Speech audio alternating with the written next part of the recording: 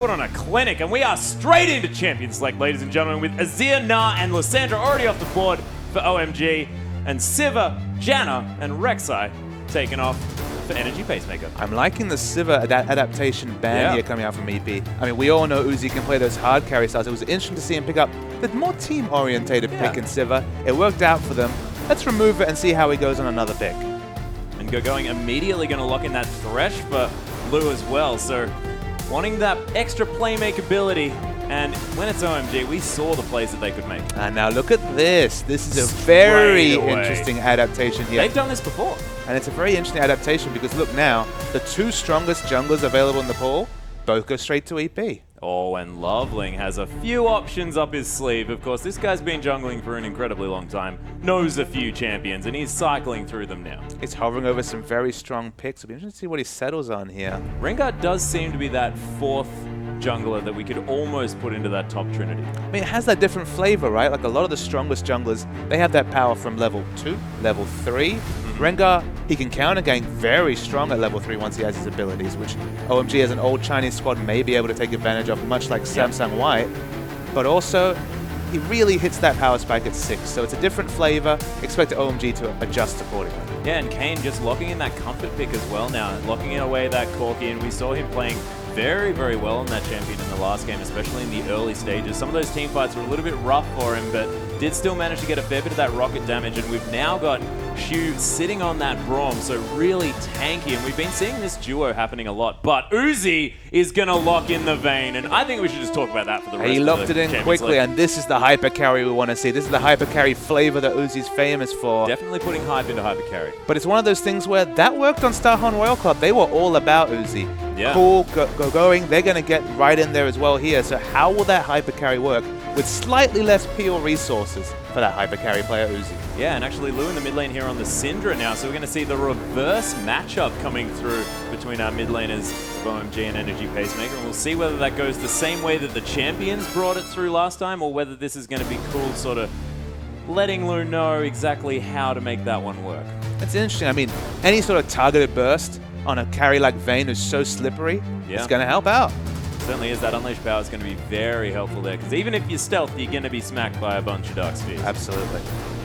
See whether he does manage to get that one through, as we are waiting for this game to kick off, and I'm really excited to see Uzi on this Vayne. No, it's just interesting because it's going to be another flavor. We've seen the supportive AD carry who still can carry in her own right, and Siva, and of course Uzi was running through those team fights by the end and picking up that Quadra. Yeah. He can still do that on the Vayne, but it's going to be harder for him. He's going to need to really have those mechanics down pat, and he's not one we want to question, though. Yeah. A fantastic player. We're certainly not going to be questioning Uzi's mechanics. We know this guy to pressure everyone at all times, even on this Vayne. I mean, we've seen this in the past, and he doesn't play like he thinks that Vayne is weak in the early game, which generally you would be under the impression that she is, but doesn't mind. And picking it up into a Corki as well, which is arguably one of the best AD carries to have against a Vayne if they do have those standard lanes at the beginning. Well, a Vayne's success often comes from split pushing in the late game, right? You know, usually once you pick up that Blade of the Ruin King, you have that massive power spike, you're able to chase people down with your ultimate.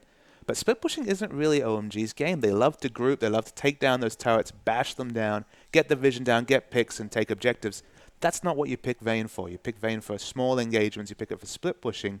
It's going to be a huge different flavor to this OMG team. Can they pull it off? We'll see whether they can as we do hop onto the Rift, ladies and gentlemen, with Energy Pacemaker now on our red side and OMG on the blue.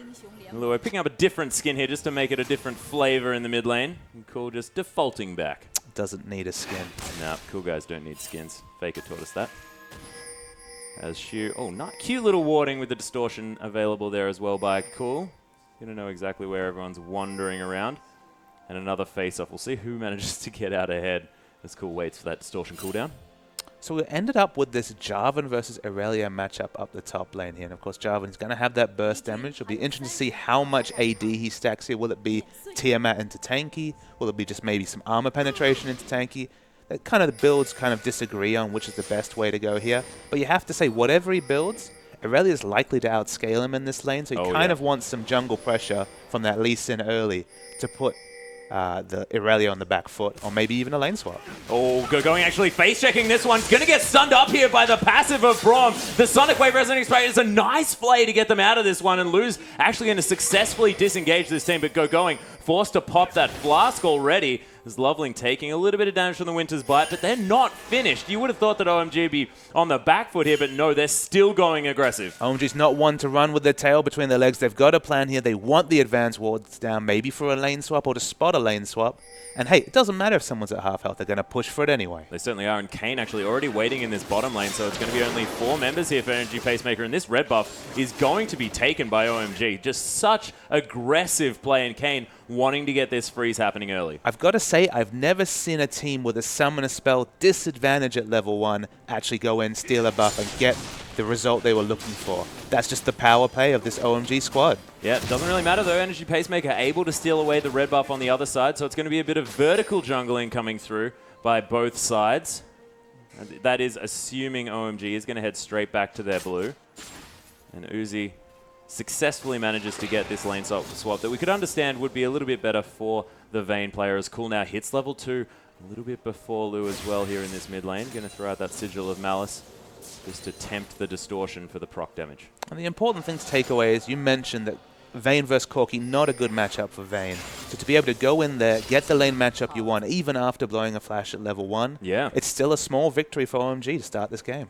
They're doing well. Going back up to full health now, of course, went back to base. Has managed to pick himself up a ward. Chuck a cheeky one there over by his red buff. No rush to get into lane, of course. No, he doesn't really want to walk out too far, but is going to be fine farming under that turret with that Blade Surge, of course, known for being fantastic in that situation. Is Cool just calm and collected, farming out this wave in the mid lane. And again, these early wards, this safety and laning here just means that Rengar, he doesn't have to be sauntering around the bottom lane trying to react with a counter gank here. He can leave going on his own and try and rush that level 6. Yeah. That being said, Energy Pacemaker positioning themselves for a bit of a gank here in the mid lane, waiting for that distortion to come through, and that is actually going to be the Dark Sphere landing. Cool already taken down to about no health as we've got Captain 57 coming in. Cool solo, there's the flash, amazing Jay. Didn't even need to teleport, he's already here. Not respecting that jungle follow whatsoever there from Amazing Jay. Jarvan has access to so much CC and was able to get in there for the first blood. Nice little advantage for EP. Yeah, and again, Energy Pacemaker playing fantastically straight out of the gate here, as we've got Blade Surge and Equilibrium Strike being utilized against Kane by Going, getting out of that Phosphorus Bomb quite nicely. So we are just going to pause this one up just for 1 second, see whether we can get this sorted out, but really nice start here from Pacemaker. And an interesting gap in the vision for OMG that game. We saw how masterful they were setting up a safe lane for going to farm in the first game, and that was very successful for them there. In this game, they didn't respect the jungle follow. They knew that Going was going to enter lane at level 1. He was happy to go into lane with no experience. They had to assume Jarvan was on jungle follow. He hadn't shown anywhere. And Jarvan, if there's ever a champion with a level 2 gank, it's that Jarvan. So a great first blood, smart play from EP, and a gap in the vision for OMG, a small chink in the armor for them. Yeah, it's certainly working out well for Energy Pacemaker. And you did mention the Jarvan's power. Think about the Lee Sin as well, who's also known for his early pressure. That's why you only usually get one of them. So they're having not both. letting up. We've got Energy Pacemaker heading here into the top lane as well, and they may have caught out Loveling and Uzi here. They're going to try and turn it around. Amazing Jay's logo. Going's come through with that teleport as well, as Uzi using that heal just to try and deter Energy Pacemaker and put them on the back foot. Drawing a summoner spell from Going there just means, if you look down bot, thankfully the wave has pushed out for Going, so he's not going to lose a massive amount of creeps to the turret, but still, a summoner spell blown. Yeah, and OMG actually transitioning this to try and get pressure onto this outer turret. There are 3 members here, though. Amazing J, Captain 57 and Shu just hanging out under this turret. OMG aren't going to want to go too far up on this one, but Lua actually dodging out of the way of the Death Sentence, but the chain's going to land. The Ignite's ticking, and Cool answers back in the mid lane. And it's off the chain right there. A really bad pun, but you're a funny guy. A great roam coming out there from OMG's support. Yeah, fantastic work by Lou there as well, killing his namesake there in the mid lane. No confusion whatsoever with those names. No confusion. No, not at all. I'm never known to get confused. So we look at the CS values. We look at the CS values between the 2 top lanes here. Jarvan struggling a bit, of course, has that kill, so that will make up for about 13 creeps or so. So he's slightly in the advantage, but It's up to Aurelia here to get a bit of support so she can get into lane and tussle with this Corki. Yeah, and one thing about Vayne as well is the fact that she's actually not too bad in a 1v1 situation on this champion. Going actually dancing around there with that Blade Surge. She'll be able to clear out as many of these as she can, but going unfortunately Blade Surging into the Phosphorus. See Kane doing his job and trying to get as much damage as possible onto Going here. It's going to be a difficult lane for him to farm, especially because he has that level 6 rushing jungler who isn't able to just hang around the bottom lane and support him. Yeah, Loveling actually only level 4 at this stage. Going to be trying to clear out as quickly as he can. Uzi just taking his time, wanting to scale up into this game. Now 39 CS to the 46 here of Kane, but different situations for these AD carries. And looking in the mid lane here, of course, it is the reverse matchup. The LeBlanc versus Ari, sorry, the LeBlanc versus Syndra once again. Cool is behind in CS, but certainly not to the extent that Luo was last game. No, it's only 4 here as well, and he's got a few more creeps here hanging out in the mid side. It's Captain 57 looking for Loveling, but he does have that ward available. Going to leap out of this brush. There's the stun coming through from the Bowler Strike as well, and Captain 57 forced to safeguard away to that ward. In fact, put an extra one down just for some more security. Yeah, picking up the Scuttle Crab on his exit there. Down the bottom lane here. Going doing his best to deal with all the pressure coming out of Kane. Yeah, he's going to be surging around. You can see Kane taking a little bit of a turret shot there, but with Going with 1 shot left on that passive, you're going to get stunned up under the turret, so it's a little bit tough, but can farm this one out, of course. 25 now to the 11 of Amazing J. He's struggling up there against Uzi. Now just forced to head back into his jungle. It's interesting to see the different philosophies here. Of course, we've seen EP's bottom lane has been pushed out a lot of the time, so of course Irelia will pick up some of that CS at the turret.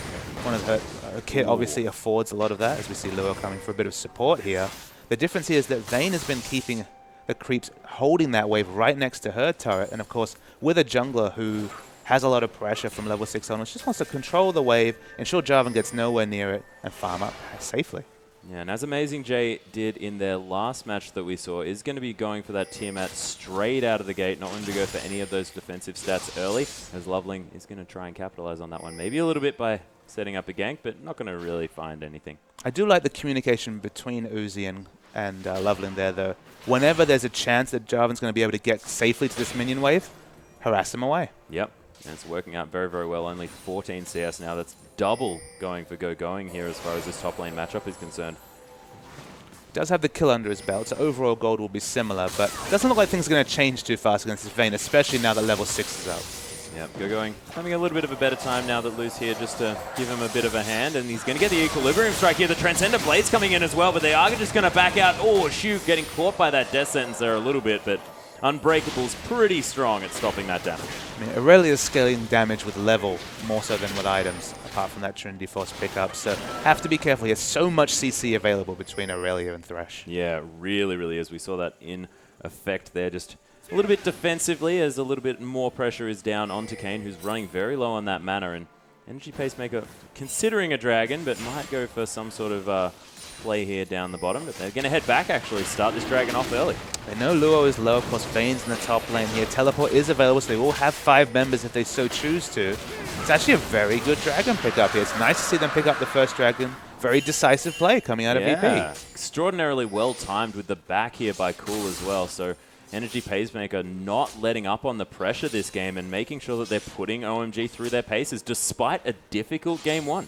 And if you initiate that lane swap on the blue side, there's always the chance you give up dragon control just because you have someone up the top lane without teleport there. So it's just good for EP, even against a Goliath team like OMG, to respect that, take advantage of what's been presented to them, and pick up that early objective. Yeah, going really, really well. Of course, Cool now with a little bit of a CS advantage in the mid lane. Does have a little bit of extra gold as well, a couple of hundred, due to the fact that he has that kill instead of the assist. Uzi's going to back with basically a full Blade of the Ruin King, holding on to 2,600 gold already, but look, people are looking. Yeah, she actually using... There's the Thrill of the Hunt pop there as well. So much burst coming through from Cool.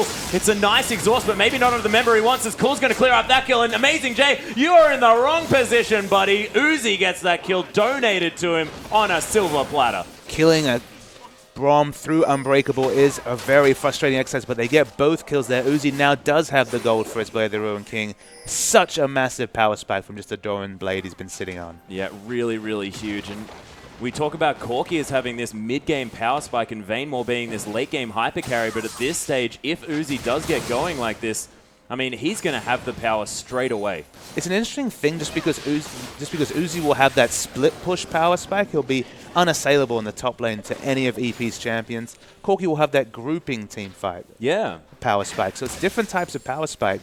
And if both teams play around them ideally, it could actually even out, despite Vayne going to be very, very strong. Yep, nice timing on that rocket coming through from Kane just as that Blade Surge came in on the cannon creep. Making sure he gets as much harass as possible. And is going to be able to take down this turret as we do have the safeguard to the ward there. The Dragon Rage kick onto the side. Going, trying to use some fancy footwork to get out of this one. Sonic Wave's not going to land. They do manage to get the stun, but going safely under his turret. And Going was always famous for being one of the hardest players to turret dive. His smooth moves under the turret. Oh, yeah. Wonderful there, and he gets away safely. Yeah, and that's his veteran status coming in there as well. You could imagine just calm and collected in these pressure situations, and we saw that to great effect. And when casting previous Chinese games, it wasn't uncommon for Going to be turret dived when playing Renekton and pick up a double kill. And it's the same sort of flavor that gets him out of those hairy situations other people might fall to. Yeah, Renekton's sort of that champion that you don't necessarily want to turret dive. I mean, Aurelia's no fun either. Let's be real. True. Yeah. Going definitely playing well, though. Uzi migrating down to this bottom side of the map now. It's hard to communicate how big a power spike a completed Blade the Ruin King and Boots is on Uzi right now. And you have to think Corki's like, I don't really want to go back to that bottom lane. Not now, not ever. He does almost have his Trinity Force as well, so that's going to be a power spike in unto itself. Only needs about 800 gold for that one. But it isn't completed yet, and that's what you need. You need the whole thing in order to be powerful here. That Dragon coming up in about 2 or 3 minutes.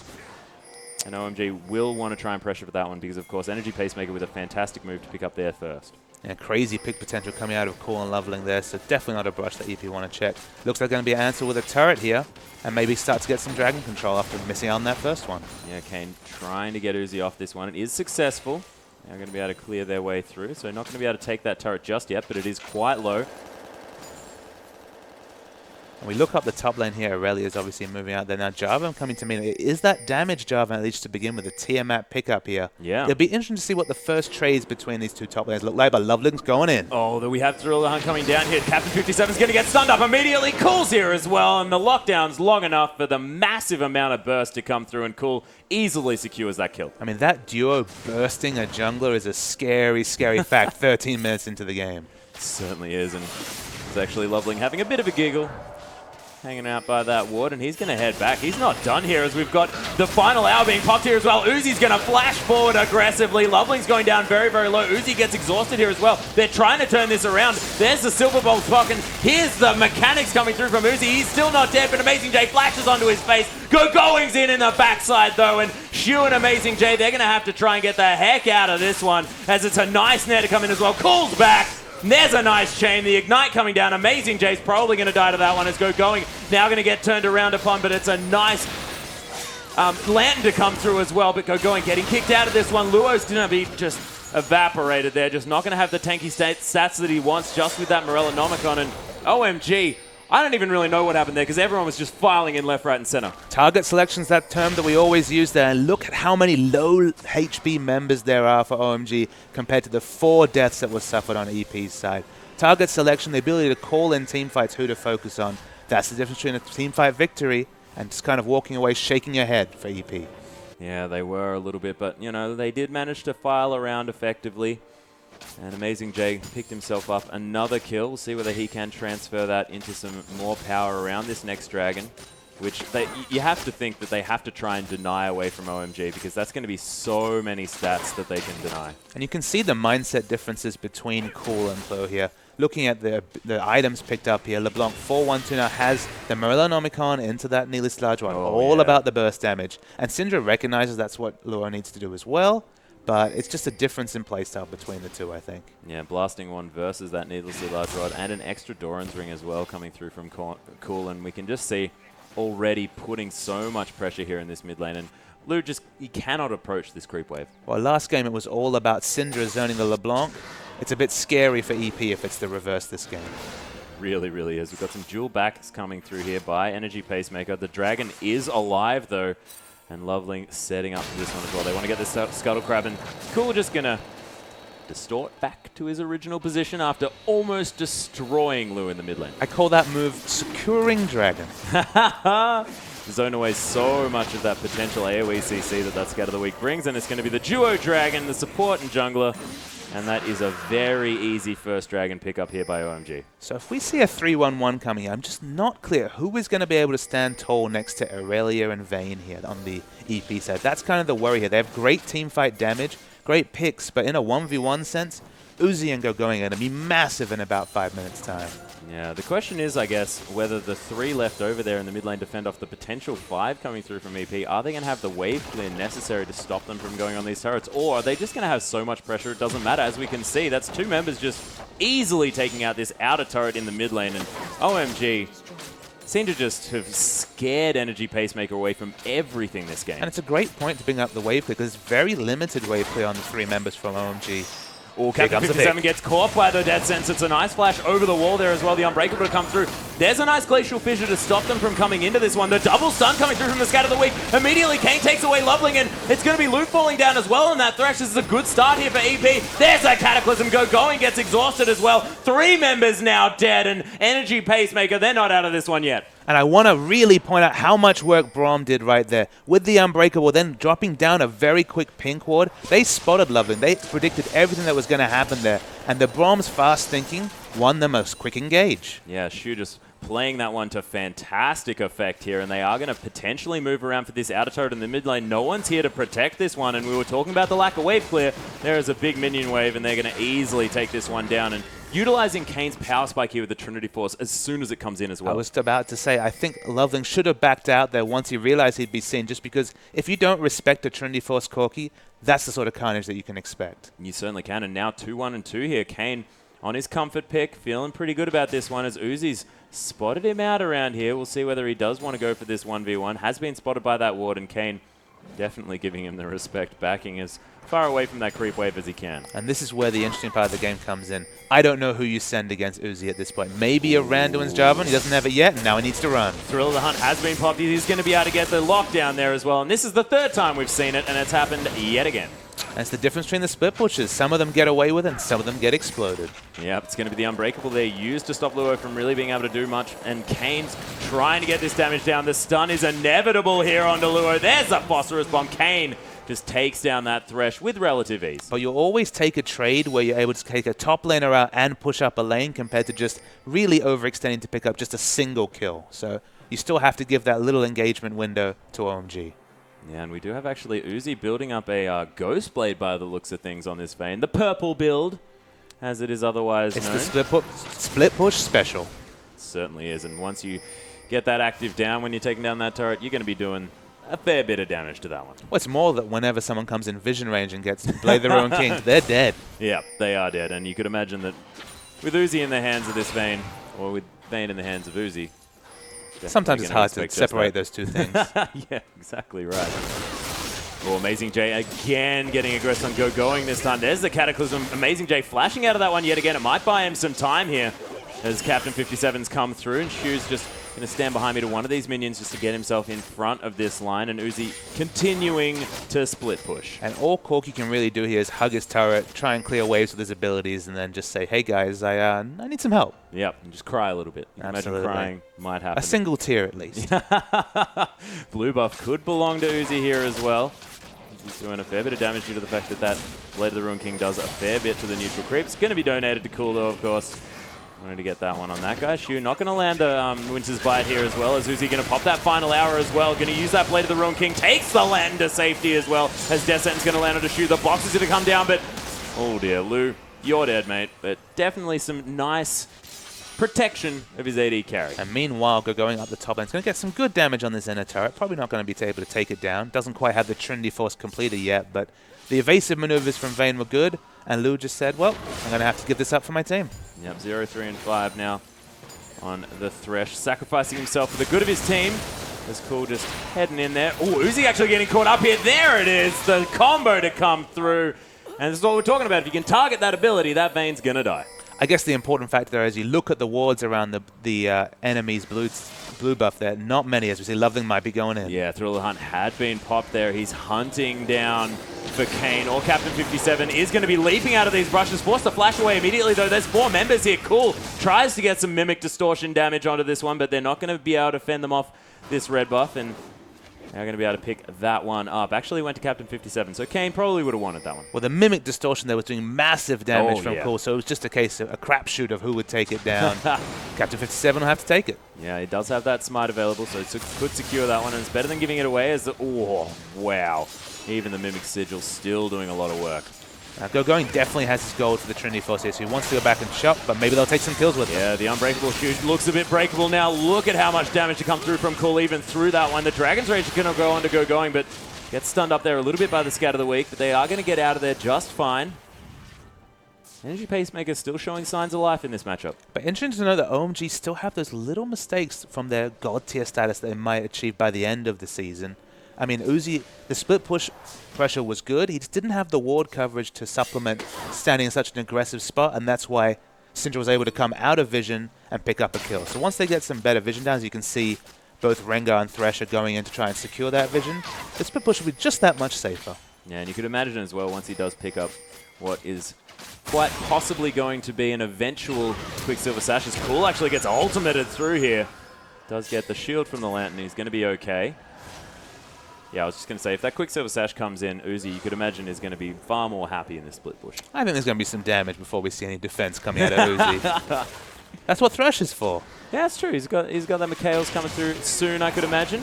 Nice timing on signing the Dragon. They know that LeBlanc's had to back away. This could be a second Dragon coming down from EP. It's not quite the gold lead that you get in previous seasons, but look, getting objective control over OMG, it's a rare feat. Yeah, 2 dragons to 1 now. You could imagine that is going to even this game up most definitely, as Transcendent Blade's going to be used by Go-Going here. They want to get this inner turret in the mid lane as a response. Loveling and Go-Going with not too much damage, and Loveling going to get caught up here just a little bit by that Scat of the Week.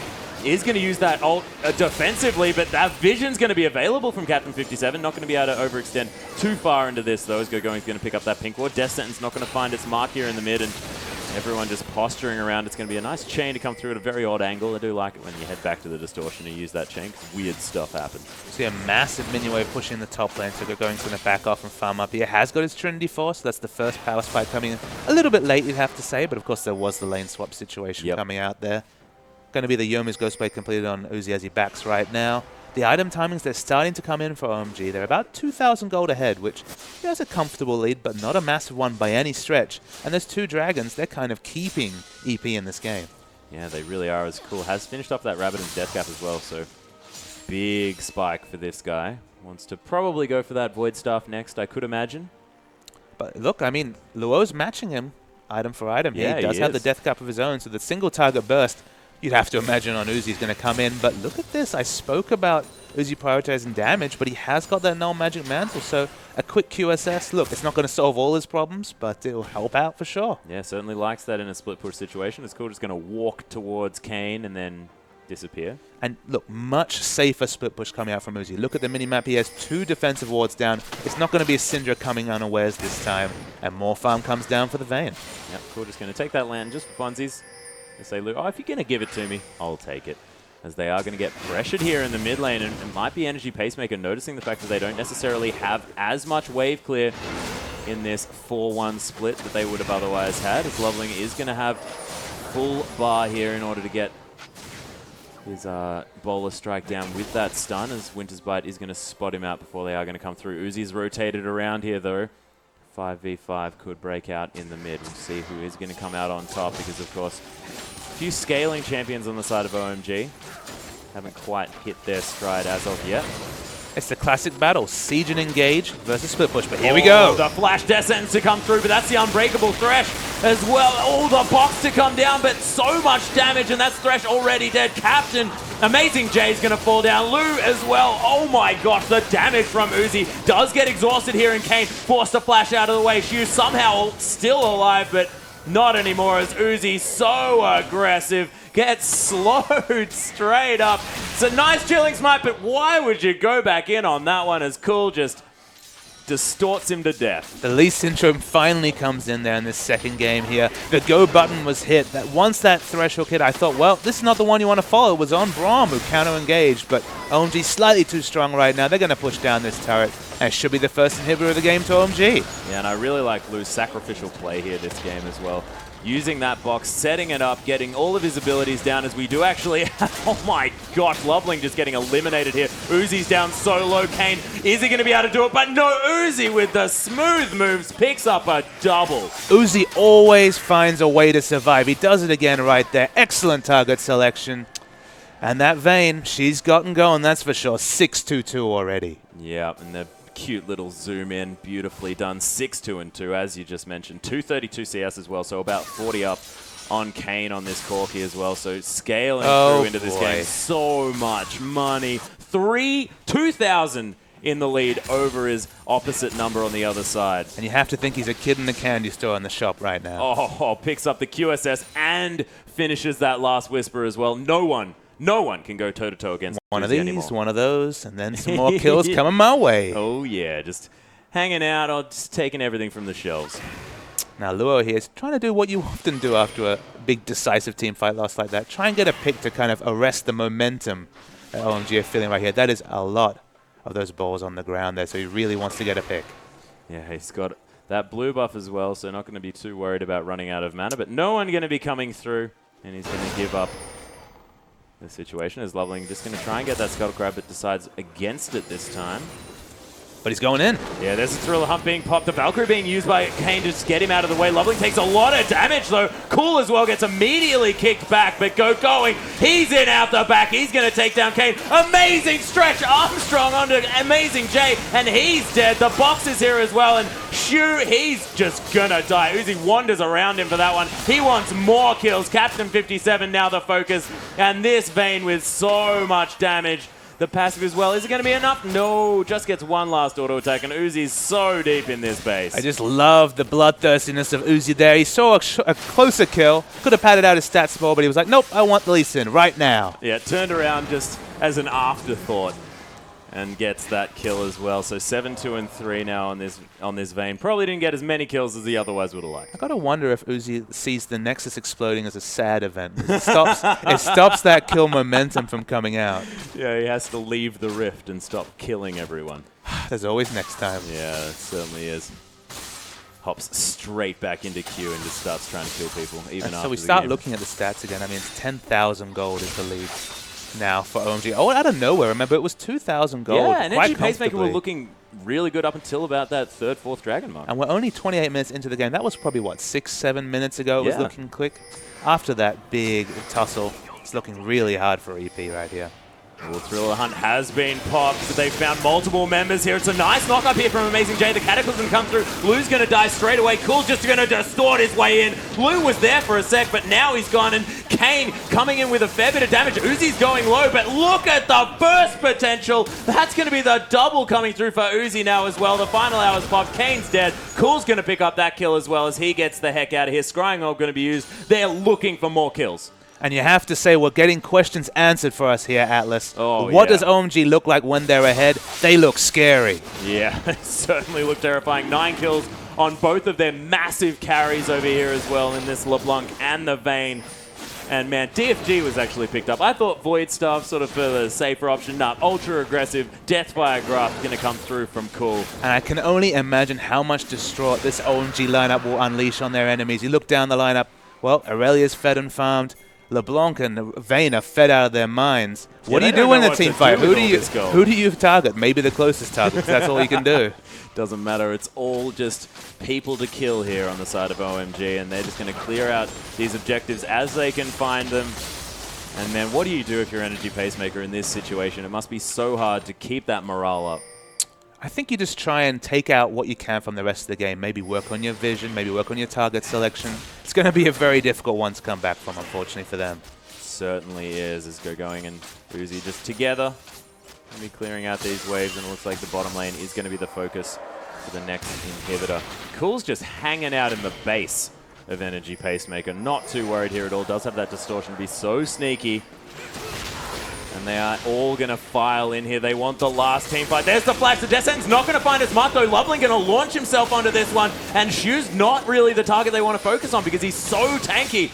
You've got that Lantern is just hanging out, but no one really hard engaging onto this one. The Descent's going to land on a Shu yet again. Cool's going to finally take him down. Amazing J traps 3 people in the Cataclysm, but that was just trapping himself to die as Uzi now aggressive as you like. Going as well. Uzi flashing aggressively. This is the guy. OMG. Cool just annihilates Captain 57, and I don't think Energy Pacemaker want to leave that fountain because that just means that they're going to die. Highlight reel play after highlight reel play for each of the 3 OMG main carries right here. Loveling no slouch, of course, with all the initiations. You have to think that's going to be the game.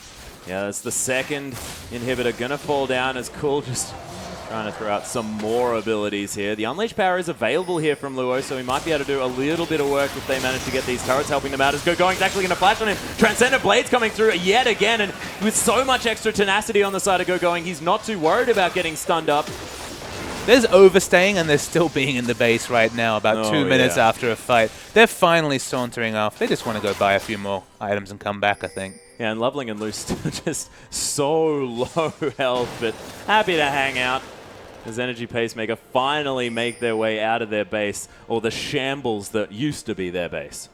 Yeah, not too much to take if you're an EPHK fan right here. Although Uzi might get caught up here. He does get knocked up. There's the Sonic Wave. Resonating Strike, a nice ground slam with the Tempest. And Captain 57 picks himself up a kill on the main carry. Well, at least some catharsis coming out for the EP guys, finally getting on top of that vein. Oh, Captain 57 not done yet. Oh, not going to quite find Cool, who's very low on mana. Multiple wards getting popped down here. Is Cool just going to hang out in the middle of nowhere and just back? He's not too worried about what's going on. Loveling popped that Thrill of the Hunt. He's got a fair bit of cooldown reduction now. Probably doesn't... Oh, actually not too much. Went for that Banshee's Veil instead. He's just scouting out, hoping for a quick pick there. I imagine the plan now is just to pick up that Baron vision, take that objective down. You have the waves pushing so hard, of course, and from there close out the game. Yeah, it seems to be a little bit of a spiral here for Energy Pacemaker. They're going to have a wondrous engage. Kane's getting found by Loveling here, but he's a tanky Rengar. Not exactly with the damage that you'd want, and that's just an easy kill here for Kane as Going's come through. Immediately gets exhausted, though, as well, and he's going to get stunned at the same time. This 2v1 situation working out for Energy Pacemaker. Worth noting, of course, no real cavalry coming through here. Cool, though. He's in the brush. Yeah, we do. Okay. Okay. Amazing Joe, I think, was there. I'm not sure. You'd be forgiven for thinking that was a full damage, Jarvan. Yeah. Actually, going to get stunned here as well. He's going to get balls thrown at him, and he's going to fall down. Lou picks up that kill. It's a double play into the box. More sacrificial play. Cool. So much damage with that distortion. Lou gets stunned, but he's not going to die this time. This isn't over because Vayne got full health. She's coming. Yeah, she's heading straight in the front door as well. Just going to take down this inhibitor, being like, guys, yeah, come and fight me. I dare you. I think they're going to take a rain check on that one. I certainly would.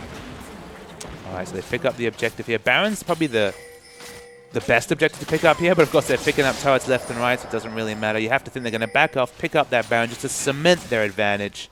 Yeah, Loveling, he's a bit close to that one. Just says, guys, I want to take this. Come and give me a hand.